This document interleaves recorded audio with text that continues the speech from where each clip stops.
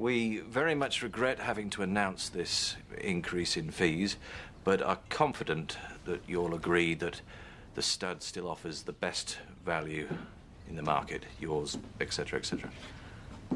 Have you checked the new fees with Tara? Well, there's no need to. Well, just as a matter of courtesy. They are her stallions. Tara has no say on company policy. She's no longer a director. She's just a necessary evil.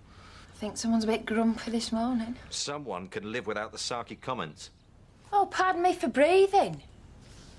Look, I know I'm in a lousy mood. It was bad enough losing out to Tara without her coming in this morning to rub my nose in it. Well, we all have to deal with it sometime, Chris.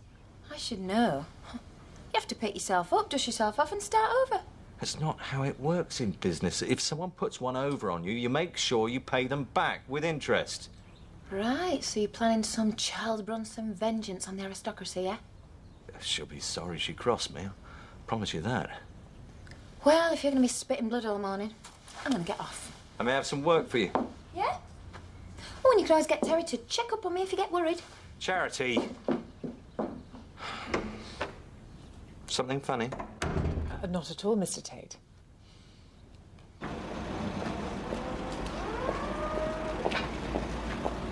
Back so soon? Does Chris want you out of the way again? No, I wanted to get out of here so he's in the right mood again. Well, what have you done to upset him? Me? Nothing. It's Lady Tara that's got up his nose. Ah, well, she has a habit of doing that to people. Yeah, she's got the better of him on some business deal at the stud, and now he's swearing vengeance. Well, for once, I wish him luck. Hey, maybe you two could come together and hire a hitman. Might suit Chris. Doesn't suit me. Oh, not into revenge, then? In business, maybe. But this is my life we're talking about.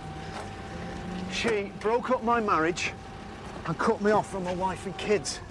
And now she just walks past me as if none of it ever happened. Oh, come on, you can't blame her entirely. It takes two to tango. Yeah, but I'm the one who had to pay the price. It cost her nothing. Yeah, because she had nothing to lose. That's what worries me. I mean, we both got a buzz out of living dangerously. But maybe she always knew that if she got bored, all she had to do was get careless. Maybe it was all just a game. Maybe she never cared about me at all. Well, there's only one way to find out. Go and ask her. This was never really about money. That's what sticks in my throat. Tara doesn't need cash. She's still the same spoilt little rich girl. I just wanted to put one over me. Wasn't that what you were trying to do when you bought her out? I was trying to get rid of her once and for all. She's a loose cannon, a troublemaker. Well, I'm sure Sean and Angie would agree with you there. Exactly. She loves stirring things up, playing with people's lives. Looks down on the rest of us just because she's got a title and a few influential friends. Oh, please don't pretend that this is a class war, Chris. You're hardly champion of the common man. At least I've worked for what I've got. She's never worked at anything, except causing trouble. Morning, all. What's on? Oh, he's getting his chainmail ready to fight the Dragon of Oakwell. Eh? Ignore her. Oh, suits me fine. I've had enough of your moaning for one morning. Why don't you take him down to Woolpat and try and cheer him up a bit? Well, I thought cheering him up with Charity's job. Well, even she's had enough of him this morning. Gone over to the haulage yard again. Yeah, well, she spends a lot of time over there. With Chris in this mood, who could blame her?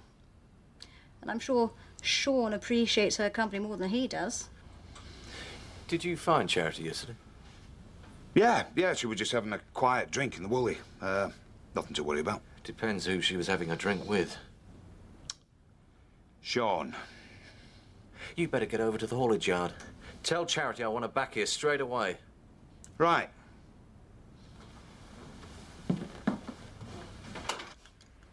I expect you've had your fill of married men. Oh, I think I got what I deserved. I wanted my cake and eat it too. Yeah, well, Sean, if I had a quid for every bloke who told me their wife didn't understand him, I'd probably own it well by now. Well, that was the trouble. Angie did understand me. She knew me better than anyone. We've been together so long, you see. Yeah, and maybe Tara saw that. Maybe that was the attraction. She's a woman, right, who's got everything except a relationship that lasts, and if she can't have it, she's not going to want anyone else to either. From what I've heard of her, that fits. Hey, why don't you see what she's got to say about it? Oh, like she'd tell me the truth. Look, Sean, one thing I learned in my old job was some blokes want you to say I love you because they think that makes it more respectable. Well, it doesn't. It's just words. It don't mean a thing. It's in the eyes. That's where you seek truth. Well, thank you for the advice, Charity. I'm going to tackle her right now. Who are you going to tackle? Her ladyship. Sean, I don't think that's a good idea. I want answers. What you been saying to him?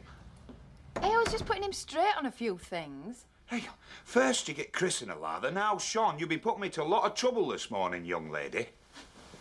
Well, it's a knack. He does appreciate you. That's why he doesn't want to lose you. Do you reckon? I've never seen him like that with anyone else. You've got right under his skin. Don't think Zoe'd be too pleased to hear that.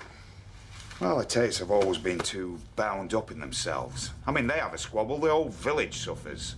And do Chris good to realise there's more to life. So, think I'm good for him now, do you? Well, you could be. Depends on how long you're planning to stay. Well, like to keep my options open, really. But we've kept him waiting for long enough now. You can drive me home if you like.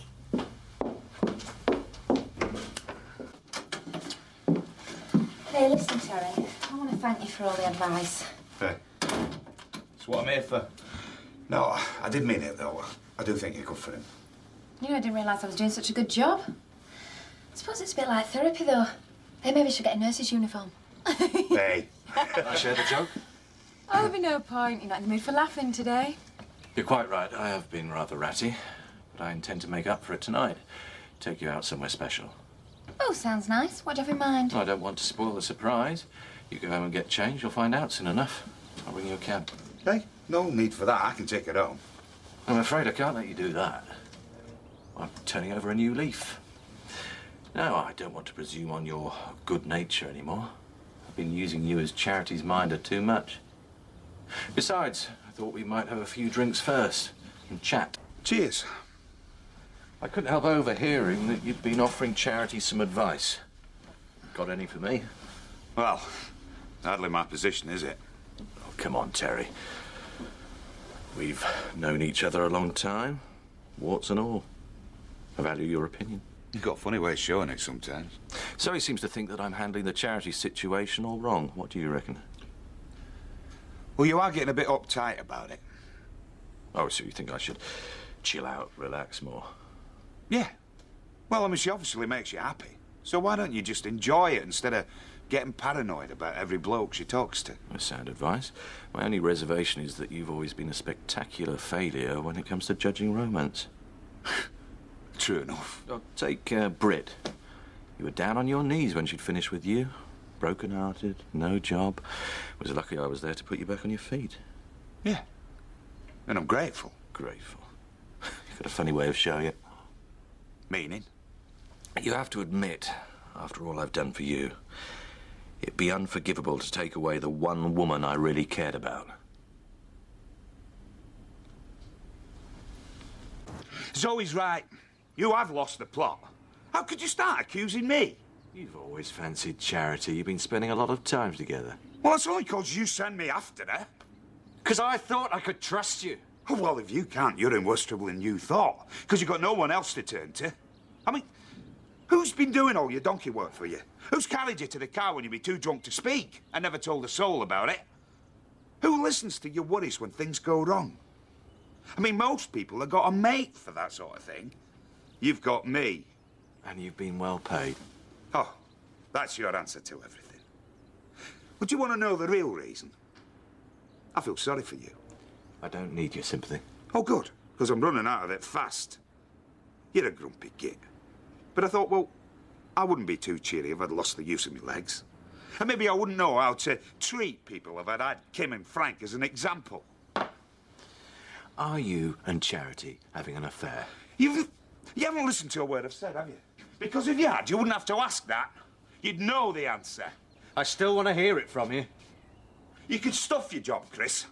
You couldn't pay me enough to put up with this. You're not going to lose Charity to some other bloke. You're going to lose her because you drive anyone who cares about you away. Well, I hope you're happy rattling about in your big house on your own, counting your money. Because that's how you're going to end up.